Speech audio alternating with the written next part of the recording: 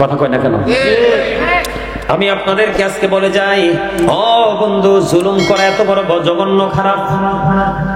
জিব্রাইলকে আমার আল্লাহ বললেন, আল্লাহ যাও জিব্রাইল অমুক অমুক শহর ধ্বংস করে দাও, অমুক অমুক শহর তুমি ধ্বংস করে দাও।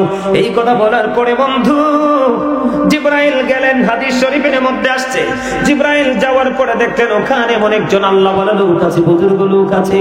এবার আল্লাহকে বললেন, আল্লাহ তোমার একজন বুজুর্গ লোক আছে, জীবনে একটা মুহূর্তের জন্য তোমার গোলামি ছাড়ে নাই, আমি তাকে সহ ধ্বংস করে দিব। আমার আল্লাহ বললেন, হ্যাঁ তুমি তাকে সহ ধ্বংস করে দাও।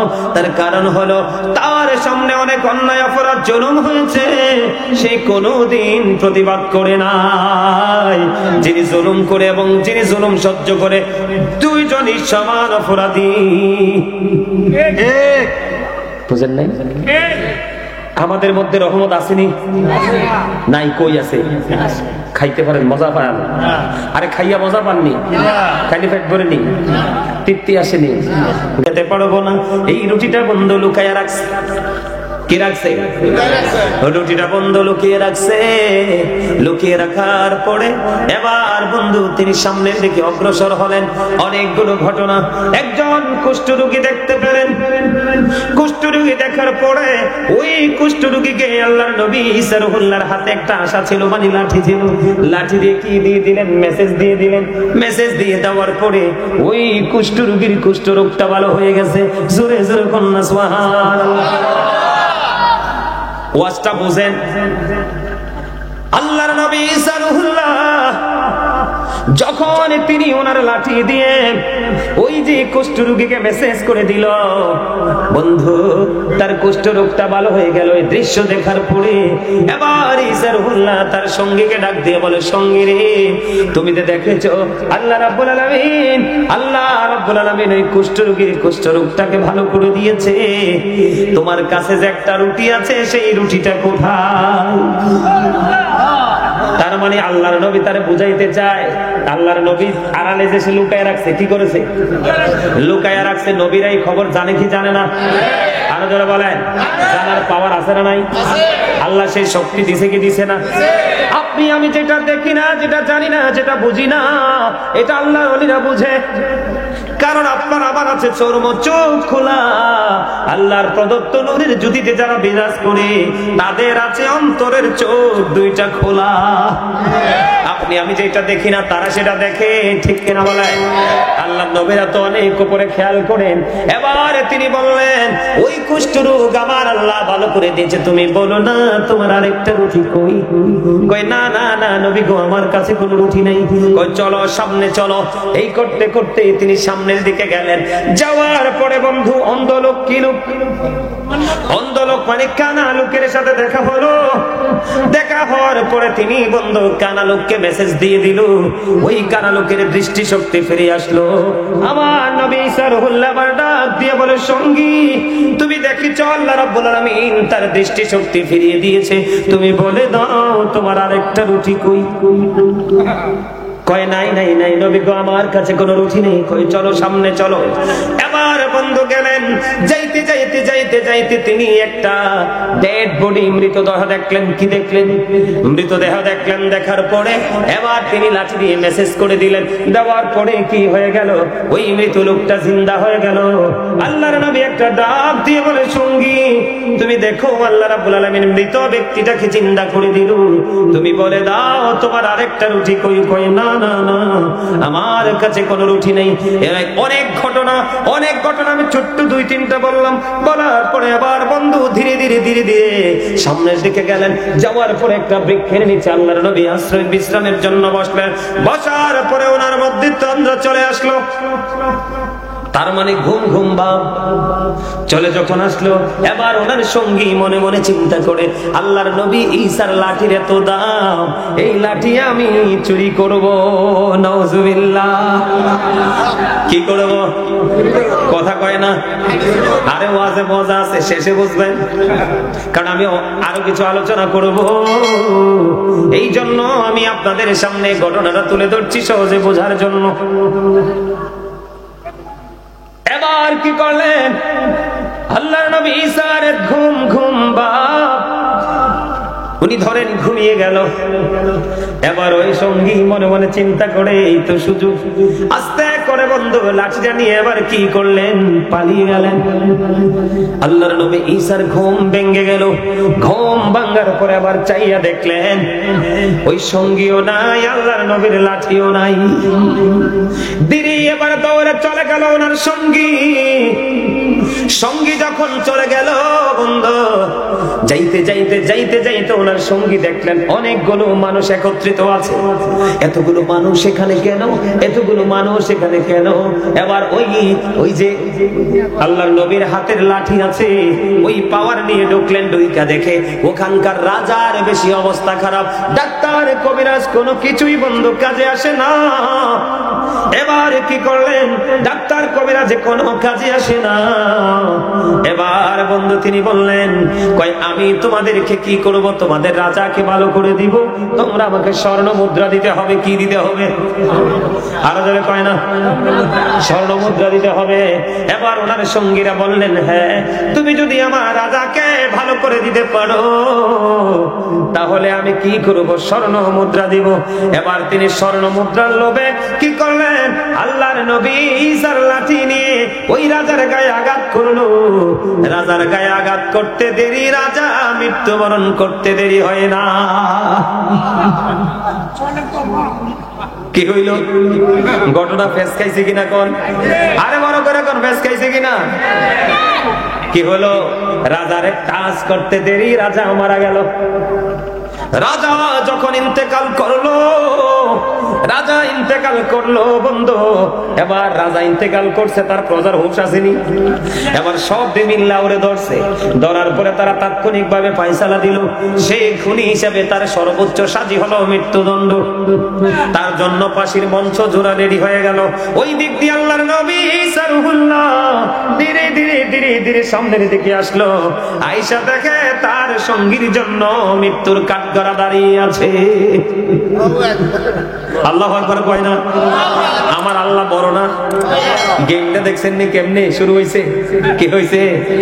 আল্লাহ রাসূলের, আল্লাহর নবীর হাত আর ওই বাটপারের হাত কি এক? কথা কয় না কেন? আল্লাহর ওলির চোখ আর সুদখোরের চোখ কি এক? আল্লাহর ওলি কোন মাঠে পাড়া দিলে আগাছা নিরসন হয়ে সবুজ শ্যামল ফল জন্ম হয়, আর সুদখোরের নাম নিয়ে ধান খেতে বন্ধু লিখিত পেপার ঝুলাইয়া দিলে পোকামাকড় পর্যন্ত ওই সুদখোরের ভয়ে পালিয়ে যায়। কথা কয় না কেন? আমি দেখছি ছোট্ট থাকতে এক লোক দেখছি যে 7 জনের নাম লেখলো, লেখা তাবিজের মতো বানাইয়া লাঠির উপর ঝুলাই দিল। ওনারে প্রশ্ন করলাম, দাদা কারণ কি? কই কোন ওষুধকে পোকামাকড় ভয় পায় না, সুদখোরে তো নিকৃষ্ট। হুজুরের কাছে গিয়েছিলাম, হুজুর বলছে 7টা সুদখোরের নাম লিখে ঝুলাইয়া দেন, দেখবেন একটা পোকাও ধান খেতে থাকবে না। ও বন্ধু, সত্যি সত্যি পোকামাকড় জমিন ছেড়ে চলে দিল। এতে বোঝা যায় জালেম সুদখোর ঘুষখোরকে আমার আল্লাহ পছন্দ করে না, এবং আল্লাহর সৃষ্টি অবলা পোকামাকড় জীবজন্তু ভালোবাসে না। ঠিক আছে? এগুলো এখনকার ছেলেরা বুঝবে না, কারণ তারা তো ডিজিটাল, তারা তো কমার্শিয়াল। ঠিক কিনা কয় না? আরো জোরে মজাটা দেখেন। এবার আল্লাহর নবী ঈসা রুহুল্লাহ ধীরে ধীরে ধীরে ধীরে আসলেন। আয়েশা দেখে আবার বন্ধু ওনার সঙ্গীর জন্য মৃত্যুর কাঠগড়া দাঁড় করিয়াছে, মঞ্চ রশি ঝুলানো আছে। ব্যাপার কি? ওই এই লোকটা কি যে এক লাঠি দিয়ে আঘাত করলো, আমাদের রাজা মৃত্যুবরণ করতে দেরি হলো না, মৃত্যু দেরি করলো না, আমরা এই জন্য তার জন্য ফাঁসির মঞ্চ সাজিয়েছি। এবার ঈসা রুহুল্লাহ একটা ডাক দিয়া বলে, আমি যদি তোমাদের রাজাকে ভালো করে দিতে পারি তাহলে তাকে মুক্তি দিবি কিনা, কথা দাও। এবারও বন্ধু ওই রাজার প্রজারা বললেন হ্যাঁ। ওনার মনে মনে চিন্তা হলো, একজনে মারছে, শেষ সময়টা দেখি কাজে লাগে কিনা। এবার ও বন্ধু ওনারা বললেন, আল্লাহর নবী যখন বলল ওনারা রাজি হলেন। লাঠি কিন্তু একটাই, হাত বদল হয়েছে। আল্লাহর নবীর হাঁটিটা আল্লাহর নবীর হাতে নিয়ে রাজার গায়ে যখন মেসেজ দিয়ে দিল, ওই মৃত রাজা জিন্দা হয়ে গেল। জোরে জোরে কয় না সুবহানাল্লাহ। আল্লাহু আকবার।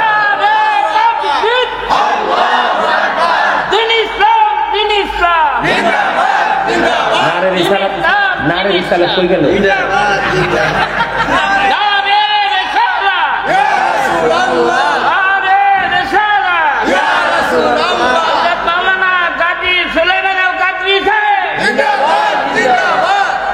আল্লাহ যেখানে রাসূল নারে তাকবীর যেখানে নারে রিসালাত ফরজ যেখানে সুন্নাত লা শিখেন নামিয়া লা ইলাহা ইল্লাল্লাহ মুহাম্মাদুর রাসূলুল্লাহ। তো নারে রিসালাত রিসালাত আইছে বলেই তো তাকবীর পেয়েছেন।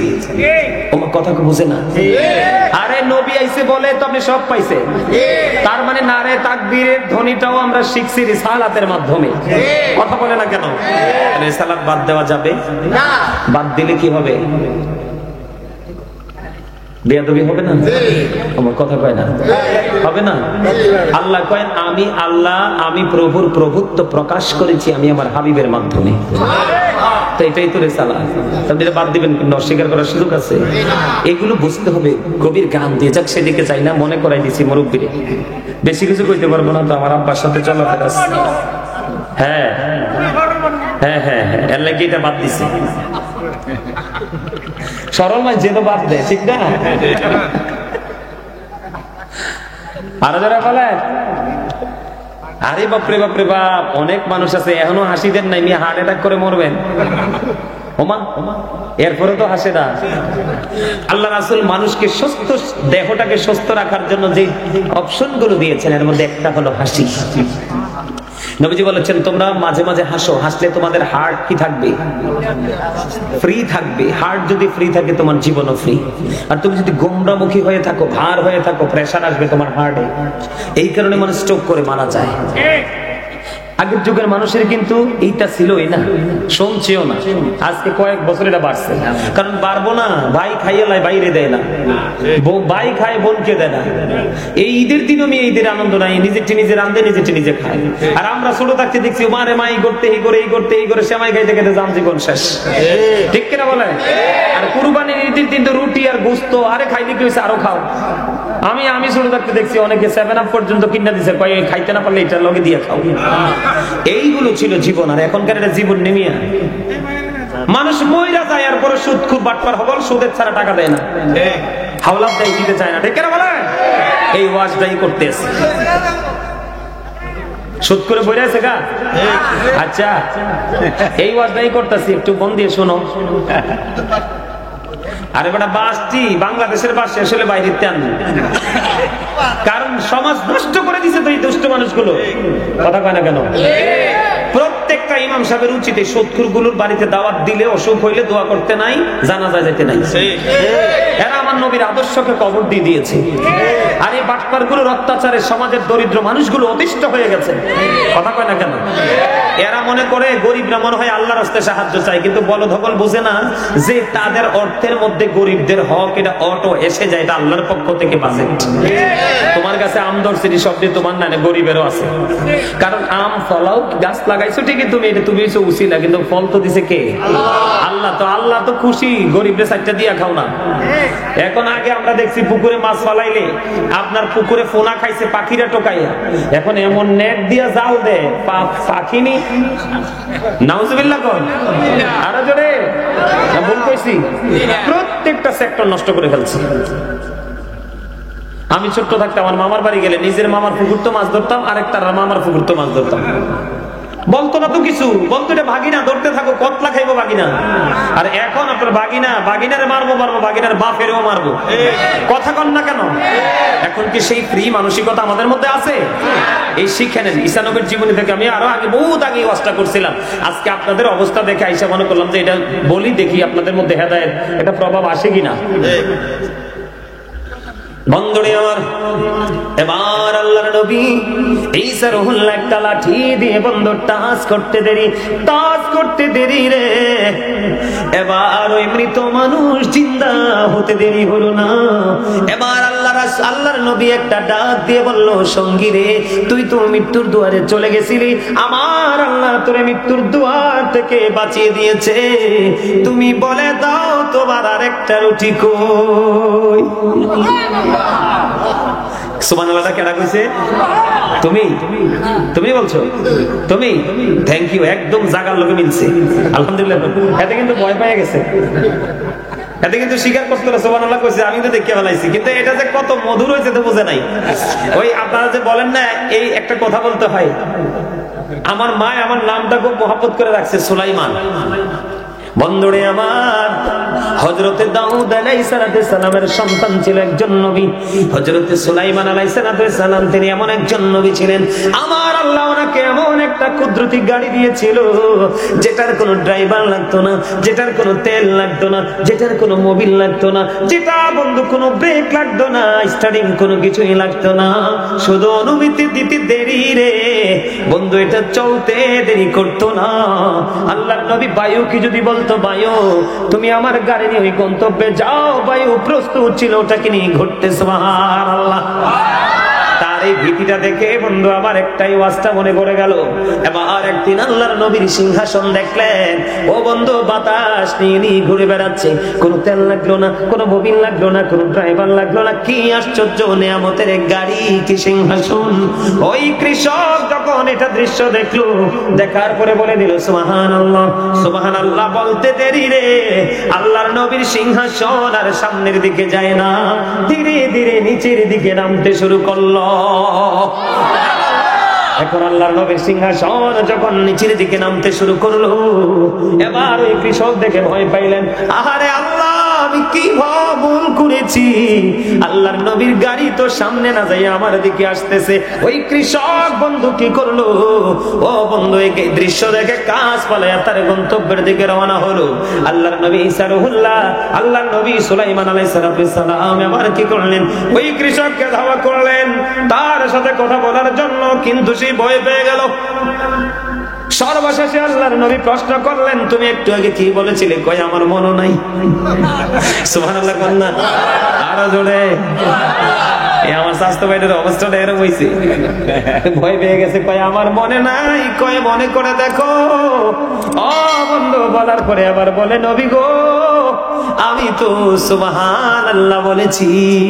এবার আল্লাহর নবী একটা ডাক দিয়ে বলে, রে পাগল, তুমি সুবহানাল্লাহ বলার কারণে আমার আল্লাহ তোমার আমলনামায় যে সওয়াবটুকু দিয়েছে, তুমি যদি আমাকে সেই সওয়াব দিতে যদি রাজি হও, আমি আমার ওই বাদশাহের রাজত্ব তোমায় দিতে প্রস্তুত। সুবহানাল্লাহ। আরে খুদা, সব লবণ ছাড়া। সুবহানাল্লাহ। খাবারে লবণ না দিলে মজা হয় না। তা আপনি প্রেম নিয়ে সুবহানাল্লাহ না কইলে মজা হইব কেমনে? তা আপনাদের সুবহানাল্লাহ দেখে দুর্বল, অসুস্থ। সুবহানাল্লাহ এমনি কইলে হইতো না, জোরে কোন সুবহানাল্লাহ। আর জোরে। এইবার যে আওয়াজ দিবেন শয়তানে তিসি বানায় আইতো না। আলহামদুলিল্লাহ বলেন। আল্লাহর নবী সুবহানাল্লাহর মর্যাদা বোঝানোর জন্য আপনাদেরকে এটা বললাম। আর যারা কন্যা সুবহানাল্লাহ। এবার বন্ধু আল্লাহর নবী ঈসা রুহুল্লাহ একটা ডাক দিয়ে বলল, বলে দাও তোমার আল্লাহ, আমার আল্লাহ তোমাকে বিপদ থেকে, মৃত্যুর দুয়ার থেকে বাঁচিয়েছে, তুমি সত্য কথা বলো, তোমার আরেকটা রুটি কই? কই নবী গো, না না না আমার কাছে কোনো রুটি নাই। কই না না, চলো চলো চলো, আবার চলো, আমরা আর যাবো না, রিটার্ন করতে হবে। আবার তিনি আবার যেই পথে চললেন ব্যাক করলেন, এবার চলতে শুরু করলেন। চলতে চলতে চলতে চলতে আয়েশা দেখলেন বন্ধু, এখানে আয়েশা দেখলেন বন্ধু কয়টা লাশ পড়ে আছে। কি পড়ে আছে? লাশ যখন পড়ে আছে, লাশগুলোর গায়ে টাচ করলেন, জিন্দা হয়ে গেল। কি হয়ে গেল? আল্লাহর নবী ঈসা নবী এমনই ছিল, ওনার কেমন মুজিজা আমার আল্লাহ দিয়েছে। ওই যে ঘটনাটা বললাম না, ওই ঘটনাতে আরেকটা ঘটনা আছে, কি জানেননি? ওনারা একটা মেষ জবাই করে খাইছে। তো খাইছে যে জবাই করে খাওয়ার সময় আল্লাহ নবী ঈসা নবী রুহুল্লাহ বলছে যে হাড়গুলো চামড়াগুলো একত্রিত রাখো। সব গোস্ত টুস্ত খাইয়া হাড় চামড়া একত্রিত, লাঠিটা দিয়ে টাচ করে বলতেছে, যা পালে চলে যা। জিন্দা হইয়া মেষ পালে চলে গেছে, অথচ পুরা গোস্ত খেয়ে ফেলেছে সবাই। জোরে জোরে বান্না সুবহানাল্লাহ। আল্লাহ ওনাকে এমন মর্যাদা দিয়েছিল। ওনাকে কেমন মর্যাদা দিয়েছে? উনি আল্লাহর কাছে চেয়েছে, আল্লাহ স্বর্গীয় খাবার পাঠাও। এক খাতা স্বর্গীয় খাবার পাঠিয়ে দিয়েছে। এই খাবারের মধ্যে গোস্ত ছিল, রুটি ছিল, ভুনা মাছ ছিল। এটা ছিল গরিবদের জন্য, যারা অসুস্থ তারা সুস্থ হয়ে যাবে, যারা মাজুর তারা পরিপূর্ণ হয়ে যাবে। কিন্তু আপনার বড় লোকরা কি করেছিলেন? ওনার কথাকে ওভারটেক করে খেয়েছিলেন। তারা 3 দিন সুর অবস্থায় থেকে সুর অবস্থায় মারা গেছে। উনি এমন একজন আল্লাহ নবী ছিলেন, ওনার এমন পাওয়ার ছিল। ওনাকে নিয়ে আলোচনা না, জাস্ট ওই জায়গাটা বলছি আপনাদেরকে বোঝানোর জন্য। এবার যখন জিন্দা হয়ে গেল আল্লাহর নবী ঈসা রূহুল্লাহ, এবার বন্ধু তিনি কি করলেন, এই যখন তাদেরকে লাশ দেখলেন জিন্দা হলো, এবার তাদেরকে বললেন তোমরা মৃত্যুবরণ করেছো কেন নবী গো? কেমন করে বলবো গো নবী, কয়ে বলো কেন মৃত্যুবরণ করেছো? ও নবী, মৃত্যুবরণ করার কারণ হলো আমরা 4 জন বন্ধু এই পথে হাঁটতেছিলাম, হাঁটতে হাঁটতে হাঁটতে হাঁটতে আমরা হঠাৎ করে নজর দিয়ে চাইয়া দেখলাম একটা দুইটা নয় 3টা স্বর্ণের ইট এখানে পড়ে আছে। কয়টা স্বর্ণের ইট? 3টা স্বর্ণের ইট এখানে পড়ে আছে। আমরা বন্ধু হলাম কয়জন? স্বর্ণের ইট কয়টা? 3টা। এখন আমরা 3 জন মিলে চিন্তা করলাম, আমরা 3 জন মিলে তাকে নাস্তা খাওয়ার জন্য, নাস্তা আনার জন্য পাঠাইলাম। আমরা মনে মনে চিন্তা করলাম সে যদি নাস্তা নিয়ে আসে, নাস্তা নিয়ে আসার পরে আমরা তাকে মেরে ফেলবো। কি করবো? মেরে ফেলবো। কারণ 4টা স্বর্ণের ইট ভাগ করতে হবে টুকরো করে, আমরা ভাগ করতে চাই না, এক একজনে এক একটা নিতে চাই। এখানে লোক কাজ করতেছে কিনা বুঝেন, ওয়াজ করতেছি কিতা বুঝাইতে চাই। এবার কি করলেন, 3 জনে মিলে একটারে পাঠাইলেন নাস্তা আনার জন্য, আর যে একটা গেলেন নাস্তা আনার জন্য ওইটা মনে মনে চিন্তা করলো কই 3টার একটারও বাঁচাইয়া রাখবো না, আমি কি করব, খাবারের সাথে বিষ মিশাইয়া দিব। এবার ওই বাটপার কি করলেন, খাবারের সাথে বিষ বন্ধু মিশিয়ে নিয়ে আসলো। খাবার আনার পরে নাস্তাগুলো রেখে ওই একটাকে আগে মারছে। মাইরা তারা মজা কইরা নাস্তা খাইলো, খাওয়ার পরে বাড়ি ফিরবে স্বর্ণের ইট নিয়ে। এখন নাস্তা খাওয়ার পরে বিষের যন্ত্রণায় ছটফট ছটফট করে 3 জন মারা যায়। তার মানে কেউ বন্ধু কি পাইল না, সম্পদ পাইল না, কারণ লোভে পাপ, পাপী হলো মৃত্যু। কথা কয় না কেন? লোভে পাপ, পাপী বন্ধু মৃত্যু। এবার আল্লাহর নবী ঈসা রূহুল্লাহ যখন তাদের এই গল্প শুনলো, শোনার পরে বললেন যাও এখন ইট নিয়ে যাও। ওগো নবী, যে ইটের কারণে জীবন চলে গেছিল এই জীবন আর হারাতে চাই না, আমরা ইট নিব না। এবার নবীজির সঙ্গীকে বললেন সঙ্গী রে, এই মরা মানুষ 4 জন জিন্দা করে দিল আমার আল্লাহ, তুমি বলে দাও তোমার আরেকটা রুটি কই? কই নবী গো, নাই নাই নাই, আমার কোন রুটি নাই। কয় নাই, কয় না। আচ্ছা ঠিক আছে। এবার আল্লাহর নবী ঈসা রূহুল্লাহ ডাক দিয়ে বলল তোমরা শোনো, হৃদয় খুলে শোনো, চারে পাড়ার আমার ভাই, আমার বাবারা, আমার মা বোনদেরকে বলি কি বুঝাইতে চাই খেয়াল করো। ভাইরা আমার, বাবার আমার, তোমরা খেয়াল করো আমি কি বুঝাইতে চাই। স্বর্ণের ইট কয়টা? 3টা। এবার আল্লাহর নবী এখান থেকে বিদায় হয়ে যাবে, তাকে আর পাশে রাখবে না, ওনার চিন্তা। এবার তিনি বললেন স্বর্ণের ইটগুলো আমরা নিয়ে যাব। কি করব? স্বর্ণের ইটগুলো আমরা নিয়ে যাব, কিন্তু আমরা সঙ্গী হলাম 2 জন, ইট তো হইল 3টা, ইট থেকে ভাগ করব কেমনি? এবার আল্লাহর নবী একটা ডাক দিয়ে বললেন আমি একটা ফয়সালা দিব। কই কি গো নবী? কয় যার কাছে একটা রুটি ছিল সে পাবে একটা স্বর্ণের ইট, আর যার কাছে 2টা রুটি সে পাবে 2টা স্বর্ণের ইট। এবার ওই জালেম, ওই অত্যাচারী, ওই মিথ্যাবাদী, ওই কাফের এবার একটা ডাক দিয়ে বলল নবী গো, আপনার মনে আসেনি ওই ফার্স্ট টাইমে আমরা নাস্তা করেছিলাম, আপনি খাইছিলেন একটা রুটি, আমি খাইছিলাম আর একটা রুটি। নবী চাইয়া দেখেন আমার কাছে এখনো আর একটা রুটি আছে। জুড়ে জুড়ে কন্যা নাউজুবিল্লাহ, আর জুড়ে কন্যা নাউজুবিল্লাহ।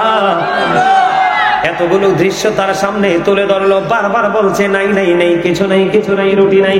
এবার নবী বললেন যার কাছে 2টা রুটি সে পাবে 2টা স্বর্ণের ইট, আর যার কাছে একটা সে পাবে একটা। এই কথা বলার পরে রুটি বের করে দিল। এবার আমার নবী বললেন তুই সবচেয়ে বড় জালিম, তুই সবচেয়ে বড় অত্যাচারী, তুই নিজের উপর জুলুম করেছিস। আল্লাহর নবীর সঙ্গী হওয়ার পরেও তার চরিত্র বদলাতে পারিসনি। আমার এই স্বর্ণের ইট লাগবে না, তুই সেই ইট নিয়ে যা, তবে ধ্বংস তোর খুব নিকটে। এই কথা বলে আল্লাহর নবী রওনা দিলেন। এবার ওই জালেম খুশি হয়ে বন্ধু 3টা স্বর্ণের ইটকে জড়িয়ে ধরলেন, নিয়ে যাবে। জড়িয়ে ধরতে দেরি মাটিটা 2টা ভাগ হয়ে গেল। ওই স্বর্ণের ইটগুলো সহ ওই জালেমকে মাটি গ্রাস করে ফেললো। জুড়ে জুড়ে বলুন না নাউজুবিল্লাহ।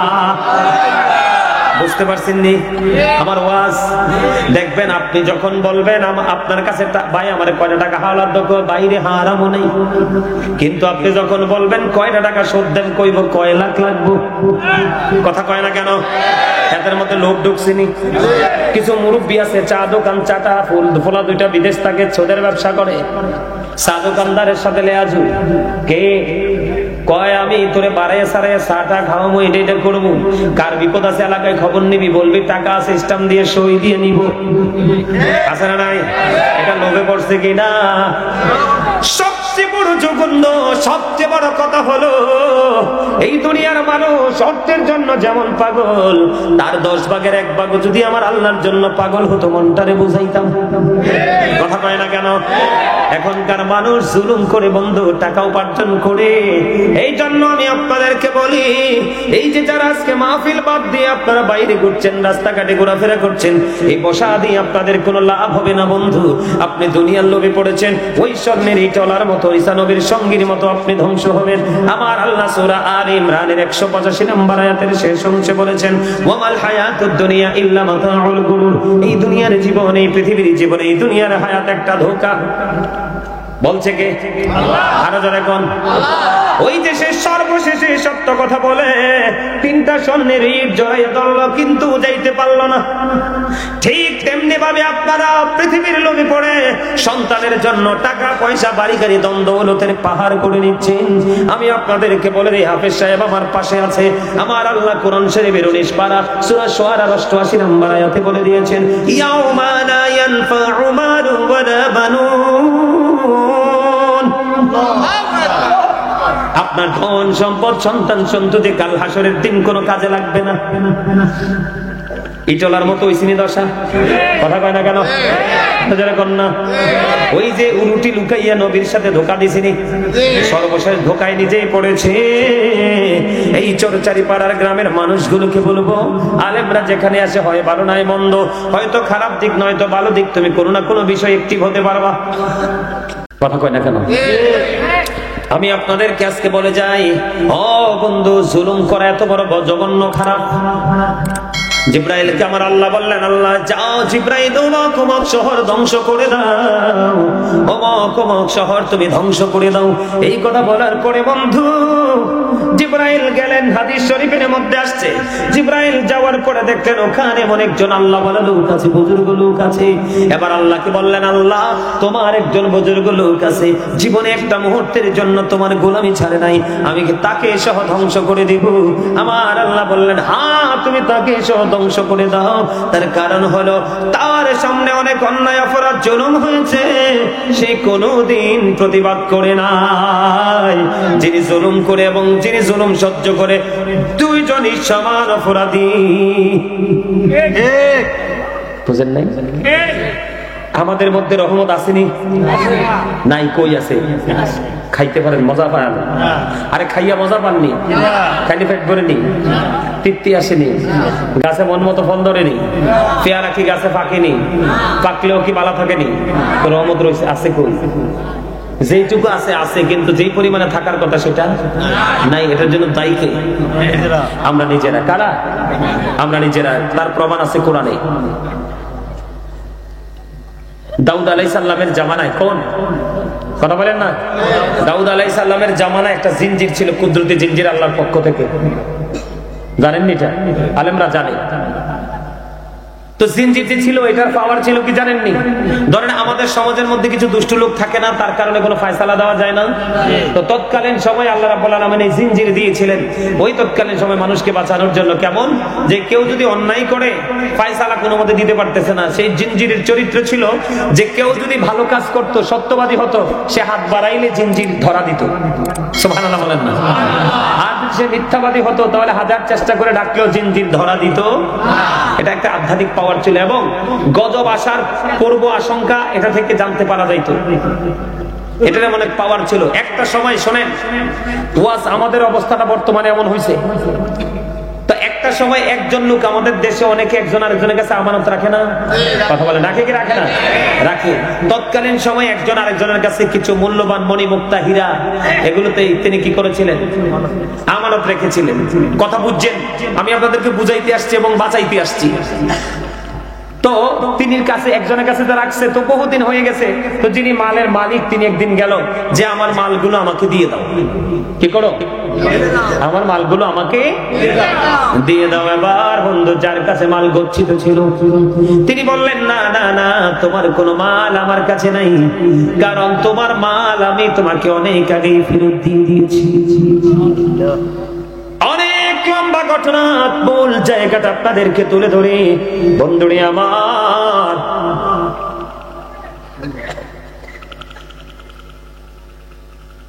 কিতারে আমার ঘড়ি কি ঠিক নাই না টাইম ঠিক আছে?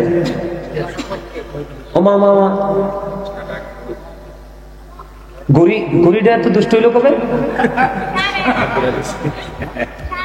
আমার কাছে মনে হচ্ছে বইছি মাত্র। আমি গরিব মিনিটের সাথে পাল্লা দিয়ে দৌড়াইতেছি, এরপরও পারতাছি না। এটা কত হইলো?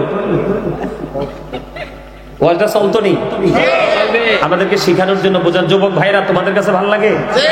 এই ওয়াজটা তোমাদের বেশি শোনা দরকার, জানা দরকার।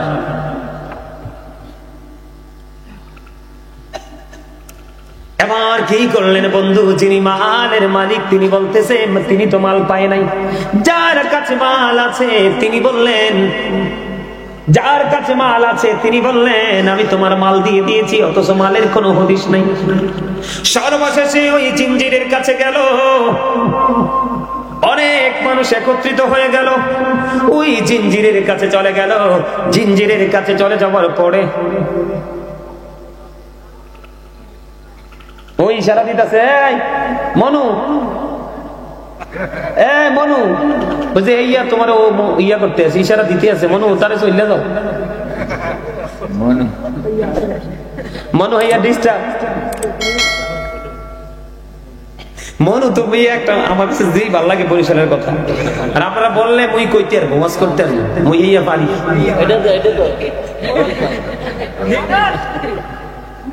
আলহামদুলিল্লাহ কোন ওরে বাইরে ভাই তুমি করেন রে ইমাম সাহেব নেই রূপগঞ্জে মেহমান হিসেবে আইছো? এলাকার ছেলে, তোমার এলাকার ছেলে তুমি হাতের মতো শক্ত, দেহ না অন আসে না, তোমার বিপদ আছে। এবার কি করলেন, পায়সালা হবে ওই কুদরতি জিঞ্জির। এবার যখন ওই জিঞ্জিরের কাছে চলে গেল, জিন যার কাছে মালগুলো ছিল, খেয়াল করেন বাটপাড়িটা, যার কাছে মালগুলো ছিল সে একটা লাঠি নিয়ে আসলো। কি নিয়ে? লাঠি নিয়ে আসলো। লাঠিটা যার মাল তার হাতে দিয়ে বলল তুমি এই লাঠিটা রাখো, তুমি এই লাঠিটা রাখো, আমি জিঞ্জির ধরে আসি। যখন ওই ব্যক্তিটা জিঞ্জির যখন ধরলো, জিঞ্জির হাত বাড়াইতে দেরি, জিঞ্জির ধরা দিতে দেরি করলো না, তার মানে তিনি নির্দোষ। কথা কয় না? তিনি কি নির্দোষ? যার কাছে মাল আমানত ছিল ওইটা কত বড় বাটপার। এবার কি করলেন, ওই জিঞ্জির ছুঁয়ে এসে ওই যার মাল তার হাতে তো লাঠি, বলল লাঠিটা দাও। লাঠি তার হাতে নিল, নেওয়ার পরে যার মাল তিনি আবার জিঞ্জিরের কাছে যে হাত বাড়িয়ে দিল, জিঞ্জির তাকেও ধরা দিল। আল্লাহু আকবার বলতেন না? বিচারে বলতে একজন দোষ বেশি হবে আরেকজনের কম হবে, পয়সালা একদিকে যাবে, দুই দিকে যেতে পারে না। হয় একজন সত্যবাদী না হয় মিথ্যাবাদী, ঠিক কেনা বলেন?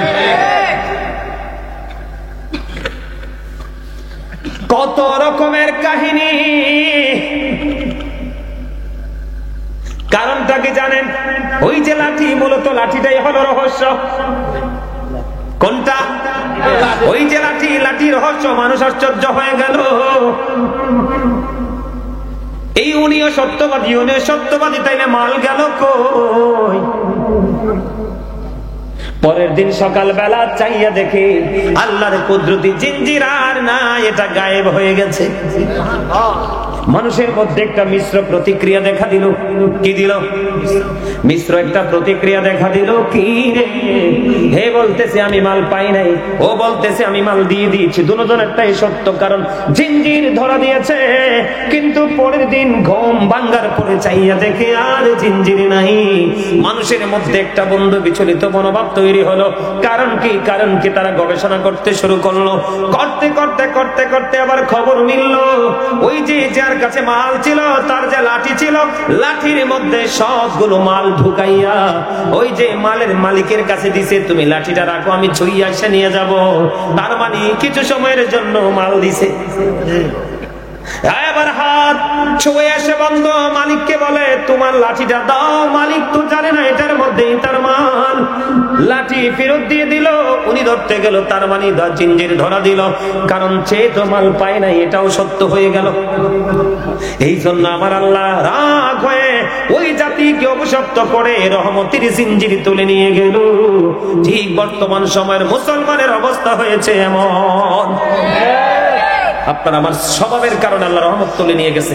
আপনারা সাফাসাফির কারণে ওয়াজটা করতে পারলাম না, আর করবো না, সময় অনেক হয়ে গেছে, অনেক সময় হয়ে গেছে, প্রায় প্রায় প্রায় 1.5 ঘন্টা।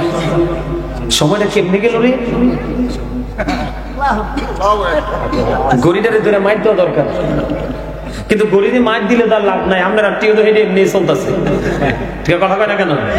তারা বারবার বিরক্ত করতেছে একটু মসজিদের জন্য কালেকশন করে দেওয়ার জন্য। আপনারা কি একটু সাহায্য করবেন? কয় না দিন দেখছেন নি ওই ওয়াজ ঘুরে কেটে তারা ফিজাইয়া পড়তেছে। আপনার মালিক দিছে কে? ক্ষেতের মালিক বানাইছে কে? ফসল দেখে নষ্ট করে কে? ছেলে বিদেশ থেকে কামাই করে কেনাই দে। তা আপনার আল্লাহ এত কিছু দিয়ে রাখছে, আপনি মসজিদের জন্য মাহফিলের দিন তফিক অনুযায়ী একটু দিবেন, এই জি কইতে পারলেন না। আপনি কি মনে করছেন শুধু নামাজ পড়লে আপনি ইমানদার? আরে না, সূরা বাকারা ওই হাফেজ সাহেব আছে আমার লগে। আল্লাহ কয় আল্লাযীনা ইউমিনুনা বিল গায়বি ওয়া ইউকিমুনাস সালাতা ওয়া মিম্মা রাযাকনাহুম ইউনফিকুন। আমার আল্লাহ বলতেছে সাবধানী ওরাই কারা? আল্লাহ সাবধানী কারা? যারা অদৃশ্য বিশ্বাস করে সালাত কায়েম করে। আমার আল্লাহ বলেছেন ওমিম্মা রাযাকনাহুম ইউনফিকুন। আল্লাহ যে সম্পদ দিয়েছে, সম্পদ থেকে যারা আল্লাহর সন্তুষ্টির জন্য যারা দান করে। ঠিক। তাইলে কি আপনি শুধু বিশ্বাস করলেই হবে না, নামাজও পড়তে হবে। আপনি শুধু নামাজ পড়লে চলবে না, দানও করতে তবে দান যে করবেন বুঝা করতে হবে। লা তুকবালু সালাতুম বিগাইরি তুহুর ওয়ালা সাদাকাতুম মিন গুলুল। পবিত্রতা ছাড়া ইবাদত কবুল হয় না, হালাল টাকা ছাড়া দানও কবুল হয় না। এখন মসজিদের লেগে দান করবেন নি? আমার কথা কয় না দিই করবেন না? আমি কি কইছি আপনাদের বাড়ি বেচা দেয়? কইছি বউর কানের গহনা বিক্রি করে দেয়? এই মিয়া কোন ওয়াজ শিখাবো আপনাদেরকে? আল্লাহ রাসূল এক অসুস্থ সাহাবীকে দেখতে গেলেন। দেখতে যাওয়ার পরে সাহাবী ডাক দিয়ে বলে, নবী গো, আমার সব সম্পত্তি বিক্রি করে দিব, আর সব সম্পত্তি আল্লাহর জন্য দিয়ে দিব। নবীজি কয় না। ইয়া রাসূলুল্লাহ, তাহলে অর্ধেক দিয়ে দিব। নবীজি কয় না। ইয়া রাসূলুল্লাহ, 1/3 দিব। নবীজি কয় না, এটা করতে পারো কেন? সব যদি দান করে দাও তোমার সন্তান হবে মিসকিন, অর্ধেক যদি দিয়ে দাও তোমার সম্পদ হয়ে যাবে কি ফকির। কারণ তোমার সন্তানকে ফকিরও বানায় যাওয়া যাবে না, মিসকিনও বানায় যাওয়া। কারণ এমন অবস্থায় তোমার সন্তানকে রেখে যাওয়া যাবে না, তোমার ইন্তেকালের পরে সে মানুষের কাছে ভিক্ষুকের মতো হাত পাতে। তুমি সন্তানকে দিয়ে যাও এবং তোমার সম্পদ হিসাবে মৃত্যুবরণ করার আগে তুমি আল্লাহ সন্তুষ্টির জন্য দানও করে যাও। এটা হলো বুদ্ধিমানের কাজ। হ্যাঁ, আল্লাহ রাসূল বলছে সাহাবায়ে কেরামদেরকে, তোমাদের মধ্যে এমন কি কেউ আছো যে নিজের সম্পদের চাইতে ওয়ারিসের সম্পদ বেশি পছন্দ করো? নবী গো, আমাদের মধ্যে এমন কেউ নাই কোনা। পুনরায় নবীজি আবার বললেন, ইন্তেকাল করার আগে তুমি যা দান করে যাও তাই হলো তোমার নিজের সম্পদ। আর পৃথিবীতে যা রেখে যাবে, যদিও তোমার উপার্জিত সম্পদ, এগুলো তুমি মরার পরে আর মালিকানা চলবে না, ওটাও তোমার ওয়ারিস মালিকানায় চলে যাবে। তারা তাইলে দিতেও পারে, নাও। এই জন্য বুদ্ধিমান বাবা মার কাজ হলো মৃত্যুর আগে তোমরা দান করে যাও। সুবহানাল্লাহ বলে না? আরো জোরে বলে না সুবহানাল্লাহ? আর একটু মহব্বত বলেন সুবহানাল্লাহ। খবর কি ভালো না খারাপ? কথা কয় না? মজার খবর না? তার মানে তুমি সন্তানের জন্য সম্পদ দিয়ে দাও, তোমার জন্য সম্পদ নিয়ে যাও। কথা কয় না? খবর মজা লাগছে না? তা আপনারা কথা বলেন না কেন? আর চাইছে কিসের জন্য? মসজিদের জন্য। আমার রাসূল বলতেছে, এই হাদিস শরীফের মধ্যে আসছে, দুনিয়াতে ছোট হোক বড় হোক, আপনি যেই মসজিদে বানান, আপনার জন্য জান্নাতি স্পেশাল ঘর বানিয়ে রাখবে আমার আল্লাহ। হ্যাঁ হ্যাঁ, আমার ছেলে মারুফ আপনার ছেলে মারুফ, আপনার নাম কি? আক্তার হোসেন সাহেবের ছেলে মারুফ সৌদি আরব থেকে একটা ফ্যান দিবে। জোরে জোরে কোন মারহাবা।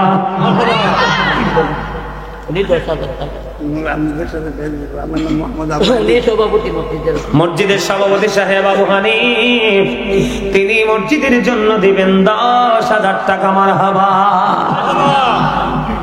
বাবা মারহাবাটা তো হলো কোন নাই। আমি আমার দিকে চান। আমি 32 বছরের পুরনো একটা মসজিদ আমার